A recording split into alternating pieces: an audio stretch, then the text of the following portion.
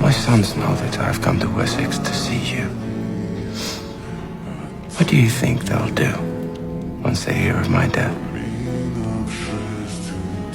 They will come over here and they will rip the lungs out of all of you. There will be no escape. They will avenge me. I don't doubt you. We trust each other, yes? Yeah.